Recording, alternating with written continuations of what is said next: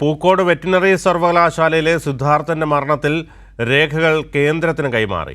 Special cell DYSP ശ്രീകാന്താണ് personal മന്ത്രാലയത്തിന് രേഖകൾ കൈമാറിയത്. വിഷ്ണുവുണ്ട് വിശദാംശങ്ങളുമായി. വിഷ്ണു, കൂടുതൽ വിവരങ്ങൾ.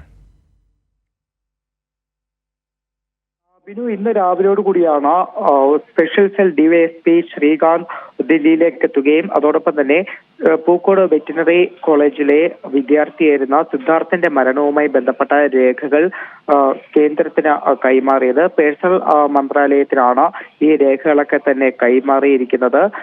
കഴിഞ്ഞ ദിവസം മുഖ്യമന്ത്രി തന്നെ ഈ വിഷയത്തിൽ ചില നടപടികൾ എടുത്തിരുന്നു. അതായത് സിദ്ധാർത്ഥന്റെ മരണത്തിൽ കേസന്വേഷണം CBIക്ക് വിടുന്ന വിജ്ഞാപനം കേന്ദ്ര സർക്കാരിനെ അറിയിക്കുന്നതിൽ കാലതാമസം വരുത്തിയ ഉദ്യോഗസ്ഥർക്കെതിരെയായിരുന്നു കഴിഞ്ഞ ദിവസം മുഖ്യമന്ത്രി തന്നെ ഒരു നടപടി എടുക്കുന്ന സാഹചര്യം ഉണ്ടായത്. 3 ഉദ്യോഗസ്ഥരെ സസ്പെൻഡ് ചെയ്യുന്ന ഒരു നടപടിയിലേക്കായിരുന്നു കഴിഞ്ഞ ദിവസം കടന്നത്. എന്തായാലും അതിന് പിന്നാലെയാണ് ഇപ്പോൾ ഉദ്യോഗസ്ഥൻ, അതായത് സ്പെഷ്യൽ സെൽ ഡിവൈഎസ്പി തന്നെ നേരിട്ട് ദില്ലിയിലേക്കെത്തി എല്ലാ രേഖകളും ഇപ്പോൾ കേന്ദ്രത്തിന് കൈമാറിയിരിക്കുന്നത്. ബിനു, ശരി.